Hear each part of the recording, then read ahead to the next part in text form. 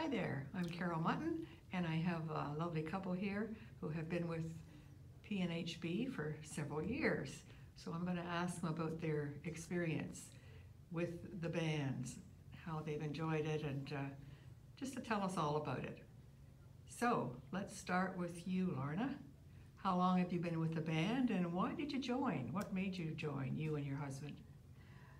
We were invited to join 15 years ago, actually, when the band was first being formed. Peter Ford asked if we would like to come out, and really I often thought about, wouldn't it be nice to play in a band? I played piano when I was young, but I had never played in a band or an orchestra, and I thought, oh, this is great. This is an opportunity, now that we are retired, for us to try something like that. So we went to a meeting, and there were 54 people that came to the first initial meeting with Peter Ford, and actually Del Facey was majorly involved. And because there were so many people that chose to play clarinet, Peter asked if I would play oboe. So I started playing oboe at that time. I'd always thought the oboe was a lovely instrument. And John was also at first going to play the clarinet, and then he chose to play trumpet. So it was a question of doing something new, and we'd been retired, so I knew that I had the time to do that, and it's been a wonderful experience over those 15 years. Of course, I've learned a lot, and the brain is, I think, better for it. And actually, even in the last 5 years, I decided to learn the clarinet as well. So I actually play the two instruments now, and are therefore in a morning group and an afternoon group. And I must say, you make a lot of very fine friendships playing in the band. People are very encouraging when you begin. And even this morning, I was speaking to somebody who actually makes maple syrup, and we had a little maple syrup discussion there this morning. So that's the kind of joys that happen extraneously from playing in the band. Great. John, do you want to say? Well, I joined 15 years ago as well, interestingly enough, and the two of us started out, and it was a totally new experience. We were retired, and we'd had different experiences in our professions, but this was a new start at a totally new thing. And I can remember Peter Ford saying to me one rehearsal before our first concert, "John, you've done so much. You're so nervous." But just picking up the trumpet and starting, it was just a weird experience, and everything seemed so new that that was it. But the other thing that's been key over the years are the friendships. We've now journeyed through our lives with a lot of people over these 15 years who really are wonderful people, and we still have, out of the 49 who started, for this Friday's celebration of our 15th anniversary of the organization, we have 11 originals. Well, that's 22% of a volunteer organization where you pay to play, so that's pretty good. And there are other people around who've moved on, but we still keep track of, and so on. And so it continues to expand. And one of the amazing things has been the growth. We went from having one conductor to we now have 5, and they work together very well. And so you get the opportunity to work with 5 different conductors over your time, and that's refreshing and fun.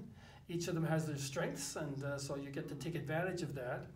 Plus, there are social events that go on, like this Friday night, and we have an evening or a morning for people interested in the band. We have a green band we start every year, and we've had that going now for all of those, well, the 14 years. We were the green band the first year, and so we've had that going on, which is quite amazing, and a lot of those people stay. And some people come in and play for a time, and then they have other life experiences they want, and they move on. But for others, it's a long-term kind of thing, and they continually grow, because not only we're learning, but we have a lot of laughter.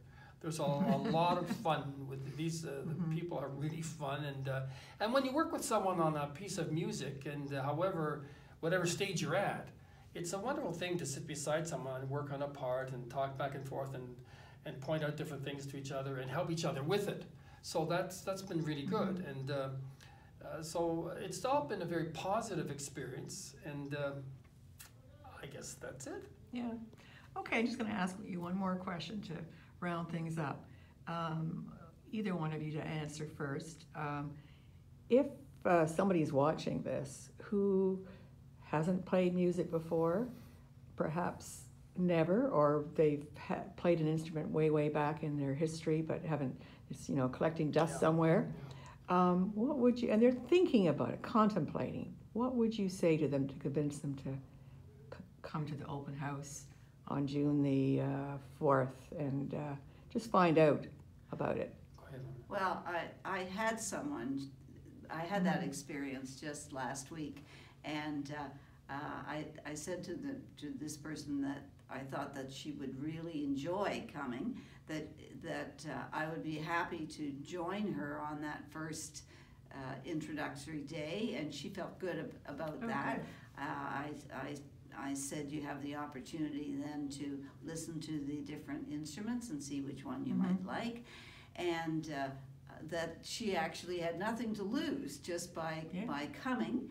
And one thing that I would probably say, I mean, not only have you nothing to lose, but the experience of the first time that you play in a concert for the audience, and likely it will be your children and your grandchildren who will come to cheer you on, is just an amazing experience. And so I think that it's just a very positive experience for people to share.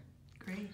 Well, I have a particular story that I tell people sometimes, and they'll say, if we're talking about this, but I haven't played music and I don't, how would I do this? And I say, well, there was a chap walked in 3 or 4 years ago to the band, to the opening meeting, and he said, I've never read a note of music and I've never played an instrument, but I'd like to start. So he did. He started with the Green Band, and he played that Christmas with the concert. And when he walked in the door, he was 90. So, wow. And we are much better now equipped to help new people, whatever their particular learning stage, to integrate with the Green Band. There are some senior players who come in and play with them and help them out. And so That's right. they come along much more quickly. 15 years ago when we were the first band, I mean, we just all struggled on our own, basically. But now there's so much help there for you if you want it when you come in. So that's really an improvement. And I think it's partly the reason why we've had a Green Band every year, is the word goes out that, yes, you can do this, there are people to help you, and it's a lot of fun. And the conductor who handles them is Mark Hiscox, is just great with them. He's fabulous. So, yeah. Everybody loves him. Well, thank you so very much. This is wonderful. It's our pleasure. Thank you. And good luck with the concert coming up. Yes. Bye.